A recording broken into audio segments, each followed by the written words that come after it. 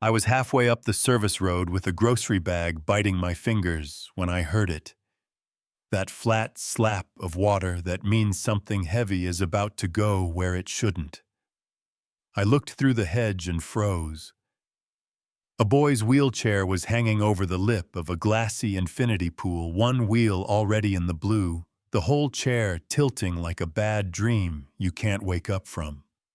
I didn't think I ran. My sneakers slid on the stone and my hands found the push handles, heels scraping for grip, as the chair and the kid and my whole chest hovered over that bright water. Then it rocked back an inch, then another, and suddenly we were on ground again, breathing like we had borrowed lungs. He blinked up at me with that stunned sunshine kind of smile kids have, and behind me came dress shoes and a man's voice trying not to break Leo. The man was the kind you recognize even if you don't follow the news. Posture watched the air of someone who buys time for a living. Grant Mercer, owner of the Cliff House everybody points at. On Sunday drives, he dropped to his knees, checked. The boy looked at me and the power fell right off his face. "Thank you," he said, like the words weren't big enough. I told him my name, Lucia. Told him I lived down the hill in the staff cottages with my little girl. Told him I wasn't supposed to be on private property. And I was already backing away because adrenaline only pays your courage bill for about 60 seconds. That night, I counted crumpled bills by the coffee maker, did the math of single motherhood, and weird plumbing, tried not to think about that blue edge then. At noon the next day came a knock that felt like a plot twist, Mercer at my door, with money manners and an envelope. "Ms. Alvarez, you saved my son. Please let me thank you." I didn't take it. My mother taught me some thank yous come with strings, so he tucked it away and did something I didn't expect. "Would you let your daughter visit Leo?" he asked. Not a photo op, not charity, just time he's schooled at home for therapy. Not many kids around. I looked at my girl, Mia, eyes wide enough to hold the whole sky. Maybe I said we'll see because pride and rent were staring each other down, and I needed a minute. The visit started small. I sat on the edge of a couch that probably cost more than my old car and watched two kids talk hummingbirds like old neighbors. Mia placed Leo's fingers on a game controller and waited patient, letting him find the motion. "You're steady," she told him, and he laughed, like someone opened a window in his chest. Mercer stood beside me with that restless energy you can't fix with a check. You know what I mean. And for the first time I thought maybe the richest man on this hill didn't have the tool he actually needed. The third visit he took me to the terrace, said I was raising my girl right. I said thank you, and said a little more. "I used to work for your company in accounting support." Until the layoffs, he flinched, like he'd found an old bruise, said he was sorry. And even if he meant it, sorry doesn't pay for bus passes. That night, a notice slid under our door. The cottages were going condo. Pretty way to say we don't want you living near the postcard. 30 days to be gone. I sat at the shaking table and heard my late husband's voice in my head. Lou breathed first.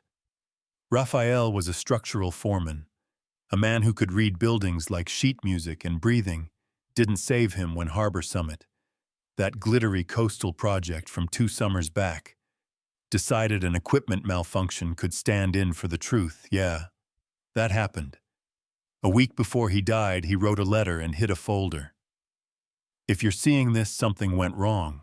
He listed wrong concrete mix, missing steel inspectors. Looking the other way, he planned to take it to the county and to Mercer's company, because he believed in systems the way some folks believe in Sunday. He believed if you tell the right people the right truth, they'll move mountains. I carried that letter up the hill and put it in the richest hands I knew. "If you want to help," I said, "help me with this." Mercer read slowly. Jaw tight, eyes glassy, the way a man looks when he's doing math and penance. Then, the next morning his calendar changed shape. Launches postponed, lawyers, Called an investigator with a spine got busy. Records surfaced like old bones.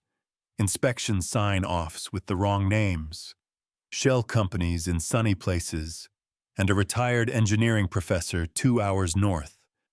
Dr. Harold Pena, the professor Raphael mentioned over hard hat coffee.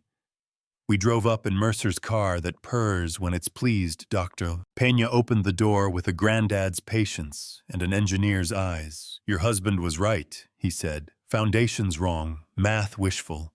Here are copies, and one more thing. After he died, a man came to my house, said, accidents could happen to families. I kept quiet because I like my grandchildren alive. The man's name was Vince Cade, head of security for Braverman Coastal. The kind of fixer who smiles with his mouth, not his eyes, and a week later he parked across from our guest house.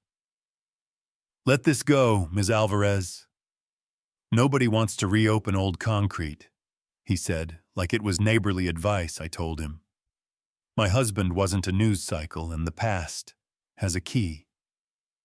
He leaned in with that thin threat breath. There are hard ways to learn about power, he said. I stepped closer and said, there are harder ways to learn about mothers, he blinked first.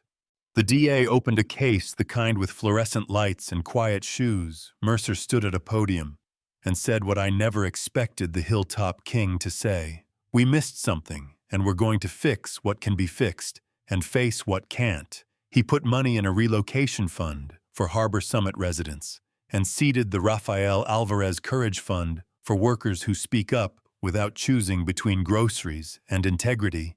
People asked if I trusted him. I said trust isn't a door, it's a hallway. You walk it or you don't. Meanwhile, life kept happening like it always does. Leo's therapist coaxed him back into the same pool that almost took him the first time he slid into the water. My hands went cold. Mia crouched at the edge like a tiny coach. Water makes us all light, remember? And when he pushed forward, the water gave him movement. Gravity refuses. The smile that came across his face could have powered the whole house afterward.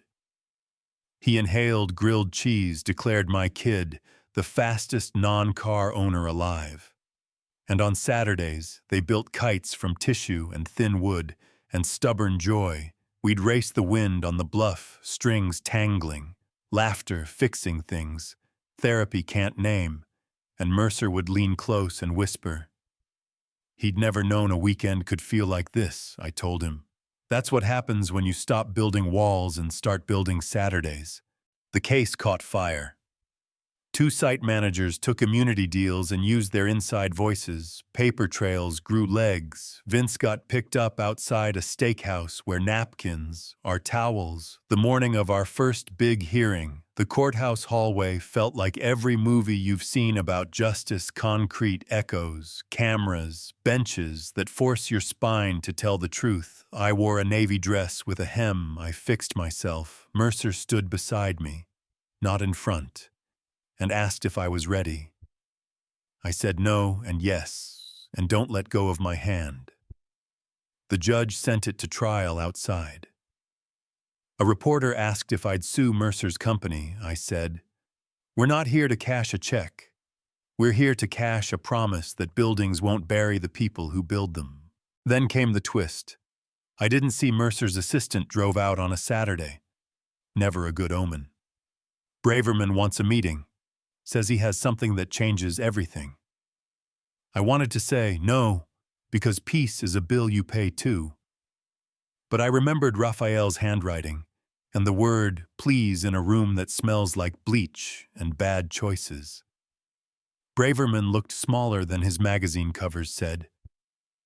He was sorry. Slid a note across the table. My husband's handwriting inviting him to talk that same day. Bad concrete building.